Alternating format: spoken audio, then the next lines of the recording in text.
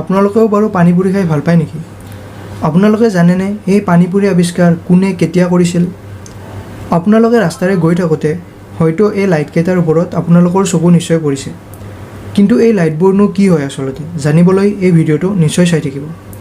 প্ৰথম বিশ্বযুদ্ধৰ সময়ত ফ্ৰান্সে শত্ৰুৰ পৰা নিজকে বচাবলৈ এটা অদ্ভুত বুদ্ধি খটুৱাইছিল। কি আছিল বাৰু এই বুদ্ধিটো?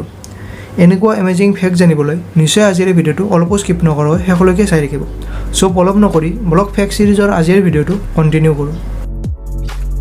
আমি প্ৰায়ে লক্ষ্য কৰোঁ যে যেতিয়া কোনো এজন মানুহে ফোনত কথা পাতি থাকে তেতিয়া সেই মানুহজনে হাতৰ মুভমেণ্ট কৰি থাকে নাইবা এফালৰ পৰা আনফালে লৰচৰ কৰি থাকে, হয়নে? কাৰণ আপুনি জানেনে এইটো কিয় হয়? এইটো এইকাৰণে হয় যে মানুহৰ শৰীৰটোৱে ভগৱানে এনেকৈ বনাইছে যে জেনেটিকেলি কমিউনিকেট কৰিব বিচাৰে মানুহে। আমি যদি সাধাৰণ অৰ্থত ক'ব যাওঁ যে মানুহে কোনো এজন মানুহক কোনো এটা কথা এক্সপ্লেইন কৰি থাকিলে হাতৰ মুভমেণ্ট কৰি পেলাই মানে বেছি সহজে কথা এটা বুজাব বিচাৰে। সেইকাৰণে যিজন মানুহে ফোন কৰে ফোনত কথা পাতে সেইজন মানুহে নিশ্চয় জানে যে ফোনৰ অন্যটো ফালে যিজন মানুহে আছে সেইজন মানুহেতো এইজন মানুহক দেখি থকা নাই। তথাপিও মানুহে যেতিয়া কথা এটা এক্সপ্লেইন কৰি থাকে তেতিয়া হাতৰ মুভমেণ্ট কৰি পেলাই হ'লেও কথাটো এক্সপ্লেইন কৰি থাকে।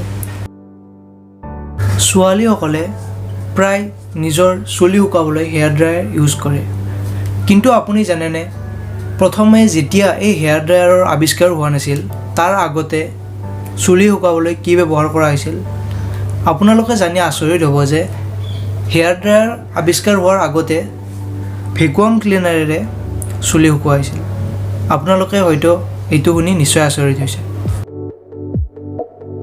আপুনি জানেনে যেতিয়া পৃথিৱীত প্ৰথমখন বিশ্বযুদ্ধ হৈ আছিল তেতিয়া শত্ৰুৰ পৰা ফ্ৰান্সক বচাবলৈ এটা অদ্ভুত বুদ্ধি কৰিছিল। ফ্ৰান্সে তেওঁলোকৰ ৰাজধানী চহৰ পেৰিছৰ ওচৰত এখন ডুপ্লিকেট ৰাজধানী চহৰ বনাইছিল যাতে ইয়াৰ দ্বাৰা তেওঁলোকে শত্ৰু জাৰ্মান পাইলটবোৰক কনফিউজ কৰিব পাৰে। আপুনি ৰাস্তা এটাৰে গৈ থাকোঁতে ৰাস্তাৰ কাষত লগাই থোৱা এই লাইটবোৰৰ ওপৰত নিশ্চয় চকু পৰিছে। কিন্তু আপুনি জানেনে এই লাইটবোৰনো আচলতে কি? কিয় লগোৱা হয় এই লাইটবোৰ ৰাস্তাৰ কাষত? এই লাইটবোৰক কোৱা হয় ৰোড ষ্টাড আৰু এই এটা ৰোড ষ্টাডৰ মূল্য প্ৰায় 1000ৰ পৰা 1500 টকাৰ ভিতৰত।